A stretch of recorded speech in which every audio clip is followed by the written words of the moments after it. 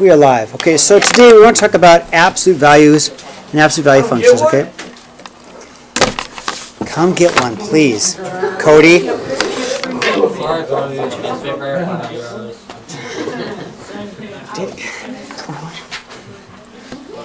Okay. You are live, okay? Just thought I'd let you know, okay? So, yes, I'm sorry you didn't get one. So an absolute value function is a function that contains an absolute value expression. Okay, that's it right there. Now the difference is we actually want the graph, okay? So real quickly, let's take a look at a few numbers. I just want you to watch. Just watch. Right here, where my pin is 0. The absolute value of 0 is 0. 1. The absolute value of 1 is 1. 2. The absolute value of 2 is 2. 3. The absolute value of 3 is 3. So you get this graph here. It is a graph because we could also have 1.5 would be 1.5, 2.1 would be 2.1, so it is a line. Now, however, whatever goes in comes out positive. So at negative 1, the absolute value of negative 1 is a positive 1. The absolute value of a negative 2 is a positive 2. So the absolute value of negative 3 is positive 3. So if I have an x value of negative 3, I put it into the absolute value box, it comes out as a positive 3. So it looks like a V. One of the things we see about the V, hold on Ben, is it does have this point here. It's a lot like the vertex, isn't it? It's a lot like the vertex. The vertex in this point is 0, 0, okay? Now, let's talk about the domain and range. This graph goes forever this way and forever this way. So if we go back to what domain means, domain is all possible x values, meaning that whatever, we can let x be anything. I can put in anything. I put negative 3 in, I can put negative 100 in, I can put anything I want. So everything, right? So the domain of an absolute value function is just simply going to be all real numbers, okay? It always will be because it goes forever in both directions. Two definitions. One is how wide is it? What are all its x values? And the second is what can you put in? You can put anything into the x value.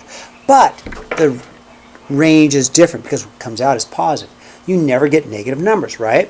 So the range has got to be just the positive number. So we're going to say the range then is going to be y is greater than or equal to 0, okay?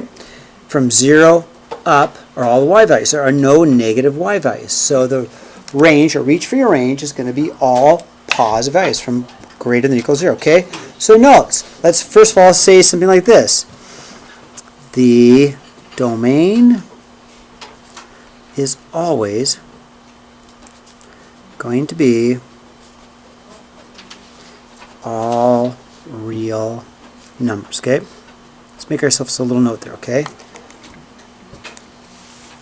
Now, just like our parabolas, and a long time ago we did parabolas, we were able to move them, right?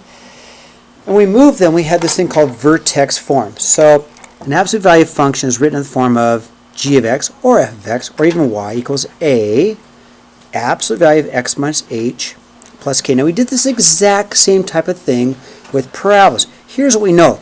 The vertex is going to be these two numbers. But it's got to be the opposite of the inside. That's where you have the negative. Remember how we did that? It was the opposite of the inside number. It's the same thing. The only difference is it's not going to be a parabola. It's just going to be the v. These two numbers always make the vertex. These two, whatever is here and here always makes the vertex, okay? We know the value of A is either going to make it bigger or smaller, right? The value of A is going to make it either twice as tall, half as wide, or even upside down. So the value of A, will be a stretch, or it could make it upside down. What would make it upside down? With a negative. If we have a negative value here, it's going to be upside down, right? So we take today our v, this shape, the absolute value shape, and we're going to move it, just like we did the problems. We're going to move it to different places. We might even make it half as tall, and we might even make it upside down. Yes, Ben, please, real quick. Are there any situations that could make it like a non-domain, like where it's an upside down? We're going to get to that tomorrow. No, Hold that thought tomorrow. Really quickly? Yeah, we're going to talk tomorrow about only graphing maybe half of it. Okay? Tomorrow, half of it. But we have to restrict its domain, okay? Can you hold on to that? Because that's a whole lesson, okay? It's a great question, but it'll take to tomorrow's lesson to do it. Okay, so notes. What do you think should be some of the notes we should write down? Okay, on absolute values. Okay, what do you want to put? Yeah, Cody? The opposite gives you the vertex thing. Right, so we know that this opposite, so if you have our x minus h, we know that opposite plus k gives me my vertex, good. What else would you write down in here as far as notes? What's the shape of the graph? What's the shape of the graph? The shape? What's the shape of our graph? Does it look like a V? Sometimes it's a right angle. It doesn't always have to be a right angle, though. We can make it skinnier or wider, but it's always basically a V shape. Now, that's not a very good looking V, but it's always going to be a V shape. And we also know that if A is negative, what do we know? If A is negative, the value of A is negative, what happens? It's Ben said upside it. down. It's upside down, okay?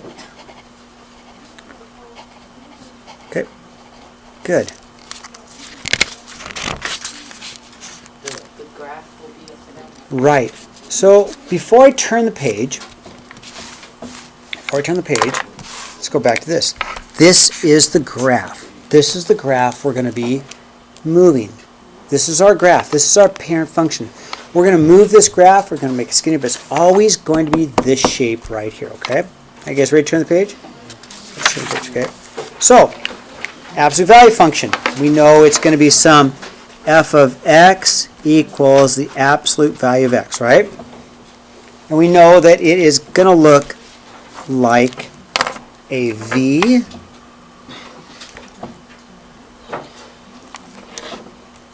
doesn't curve at all. It's just a plain old V. We can change the shape of it by moving around. The vertex, it's going to be its lowest or highest point. Lowest or highest point. That's an H, highest point. I like what Cody said because I'm going to write it next as far as being the opposite. I sure can, Julia, sorry. So the vertex would be right there. This vertex would be at 0, 0. In vertex form, we could have y equals a times the absolute value of x minus h plus k, which we know then our vertex is at this h comma k, right? Now, it would be nice to put down an example so you can see what we've got, okay? Let's look at an example quickly, and we'll talk about it. Am I going too fast? Yeah. Okay. Okay, are you caught up, Landon? Yeah. Okay, so let's look at an example, okay? If I had y equals a 1/2 absolute value of x minus 2, say minus 4, okay? Here's our example, okay? Be wide. Yes, you're ahead of me. That's a 4. You're ahead of me, good. So, what do we know about, we know the shape is the V, right? We know the shape's the V, right? You guys agree with that? The vertex, let's go with what Cody said. The vertex is going to be a positive 2. Positive 2. Because 2, negative 4. Totally right. So it's only the opposite of the inside. Remember, we learned that with our parabolas. And then, Ben, what did you say about it being wide? Because it's the slope's 1 over 2 on either Yep, side. yep. Oh, nicely said. The slope is 1/2, or its half is wide. So this graph would look something like this. Okay, I'm going to put it down here. Okay, put it down on my graph. Yeah.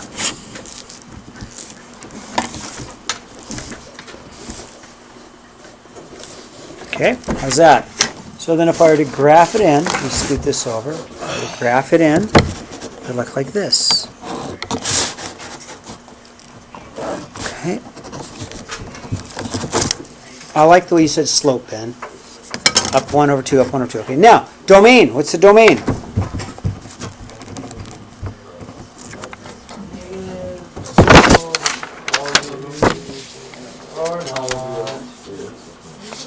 What's the domain?